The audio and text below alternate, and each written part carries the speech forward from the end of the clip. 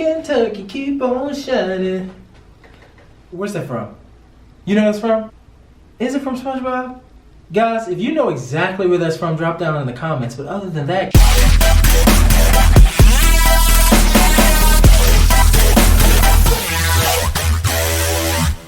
guys, hey, welcome back. Welcome back to Player One. My name is Kyron Turner, and this is Player One on the Sweet Talkers Network. Hey, gay and black as hell. We love it. Pause. The reason why I started singing Blue Moon in Kentucky, Keep on Shining, which I think is sang by Sandy Cheeks and SpongeBob, is because I'm dressed like, you know, I got the whole Farmer Joe. I'm from Kentucky, so like whatever. Guys, this is a different type of episode, but we're gonna do like news kind of stories and episodes. I want to do like weekly and gaming things that I care about so that you can care about them. This might include things like weekly deals. This might include things like new developers being acquired by different studios. This might include things like stupid things that Nintendo did. Nintendo, I love you, girl. But sometimes you do stupid things, girl. Guys, we got a couple topics going on, so let's get into it. Guys, first off, we start with Tales of Arise. They have surpassed 1 million copies sold worldwide in, I think it was like the first week. That is crazy. It's a video game. Video games, as you know, have more and bring in more revenue than the movie industry. And so it's this big thing. And surpassing 1 million copies sold is like a huge thing, especially for a series like Tales. It's the fastest selling game in the franchise. It's the first game that uses the Unreal Engine. Starting off at a big bang at 1 million copies sold, that's impressive. Love it. It's fun. Kind of have that. We will have that review for you very shortly. To tie that in, one thing that is not great about the developer that makes Tales of Arise. Hey, Bandai Namco, they have a new logo. Guys, here it is, or wherever we put it. It's terrible. They switched it. We didn't need the switch. A lot of the fans of the games of Bandai Namco are really confused. Bandai put out this long statement saying things like, we think it'll bring in more gamers and it'll include more. It's stupid. It's dumb. We didn't need it. Thanks. But great job on Tales. Guys, Nintendo 64 turned 25 years old. Pretty impressive. Nintendo does a lot of weird things that I don't necessarily love, but thank you for just being here and being fun. The next thing we'll move on to, guys, it's probably been hard for you to get a PS5 or an Xbox Series X or S or whatever letter the hell we're on. Even a Switch at times is hard, and it's because of a chip shortage due to COVID-19. We're looking to have it, as far as that chip shortage, expected all the way into mid to late 2022. Hit me up on my Twitter at KyronTurner2, Instagram at KyronJT, Instagram at KyronJT, and I can honestly give you some tips and tricks on how I got mine, but it's looking like you're gonna have more shortages in 2022 if you're not adamant and looking and on at all times of the day trying to find one. We're looking at a cool new era for Sony. Sony is starting game kind of demo testing before you buy the game. It's going to be for the PS5 only. No PS, so if you have a PS4, sorry about it. But it's honestly a full demo, or not a full demo, but a partial demo of the game. Sony is only testing this in the UK currently. So right now there are only 2 games out. They have Death Stranding, the director's cut of that, and then they have Sackboy's Big Adventure. Those are the 2 games that are being tested right now. Yeah. Guys. Trying to hold it. Guys. Okay. Sackboy's. Hey, yo, what's up, Sackboy? Sackboy's Big Adventure. Sometimes they put a lot of gay shit in video games. But those are the 2 games that are up and available to be tested in the UK right now. It's awesome that they're releasing this. I think that, and hopefully they make this a thing moving forward. Games are now $70. most AAA mainstream games. And so if I'm gonna pay $70 for that, I kind of want to know I'm gonna like it first. The only caveat, which kind of sucks, is that each game has a different duration of play for the demo. Death Stranding is gonna come in at around 6 hours, and Sackboy's Big Adventure is gonna come in at around 5 as far as the demo. Another stupid thing is, and hopefully you have good internet, if the demo time length starts from the moment you hit download. So if it takes, and you have bad internet, and it takes you 3 hours to download Death Stranding, you now can only play the game for 3 hours. Kind of sucks. It's in beta testing. Hopefully it fixes, but this is awesome. This is good news for gamers. GaymerONE. We're gonna keep pushing. Speaking of gamers, there is a gaming awards show for gamers. GaymerONE. For us. Started last year, 2021. Big success. Coming back for 2022. It is produced by Gaming Magazine, which is a gay magazine for gay gamers. You know, this is just awesome.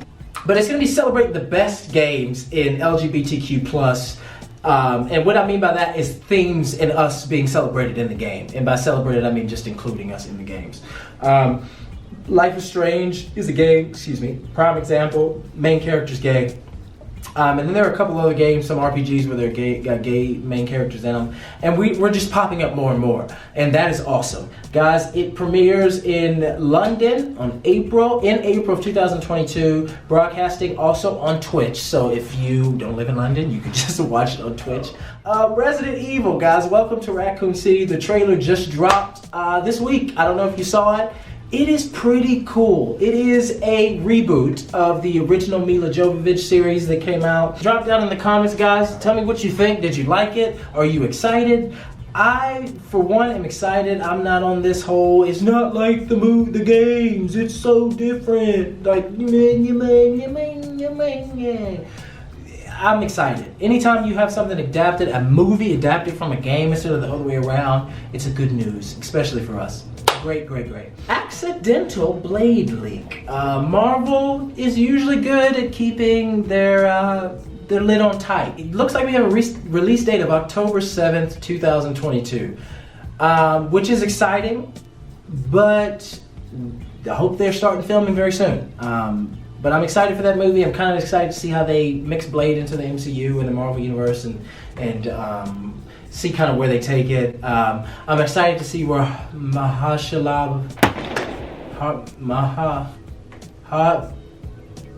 Mahatmas Gandhi. What's his name? Mahershala. Who? Mahershala. Nope. Mahershala. Mike. His name's Mike. Mike. His name's Mike. It's fine. Disney gave no comment about this leak, so it's probably true, but we'll see. Far Cry 6 just released this month. Guys, it has a cockfighting.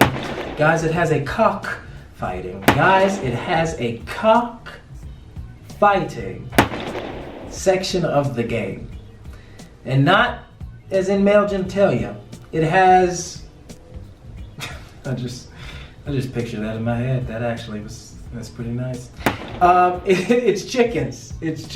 They have a chicken fighting section in the game. As you know, Far Cry is a series that generally throws you in fictional worlds and you run around and you try to overthrow some regime or some big, bad guy. And I don't know if it crosses the line or not. Hopefully my arms were shaved because you just got all kinds of pit, girl. I don't think games should be censored in any way. I mean, we have games where we're literally shooting and beating strippers with bad. You know what, guys? It's fine. It's okay. It's not okay in real life, but it's a game. Nobody gonna go fight real chickens. It just ain't happening. One of the things that I really hate is when video games throw in bunches of microtransactions, especially after they say they wouldn't. But the developers and the makers of NBA 2K22, you suck. Jake from State Farm, guys, is in the game.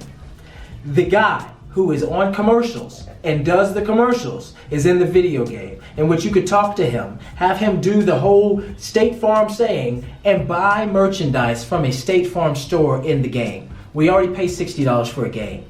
In your case, for the next gen, developers of 2K, it's $70. Take it out. Nobody likes it. Thanks. Last couple things, guys. GTA, as if we didn't know it was coming, have finally released the remaster of GTA 3, Vice City, and San Andreas, all boxed and pretty in the GTA Remastered logo title thingy. It's supposed to be coming out later this year. We don't really know when it's releasing. They didn't give us a date. Usually when they do that, they surprise us and it'll be like tomorrow. But that's awesome. We don't know the extent of the remastering.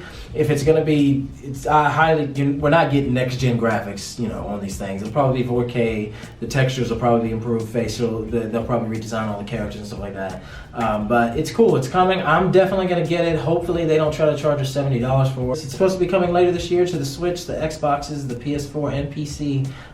So we're supposed to be getting that. So that'll be awesome. Stocking stuffer. Hint, hint to the people who are watching this. I like gifts. Anyway, let's talk about the new release of the Oled. I'm not doing a video to review it like most of these other video reviewers have done. No offense to them. I feel like they maybe feel obligated. I'm not doing it. It's a waste of time. Guys, if you already have a Switch, do not, I repeat, do not get the Switch OLED upgrade. It is a waste of time and money unless you're a collector and you want it just for collection purposes.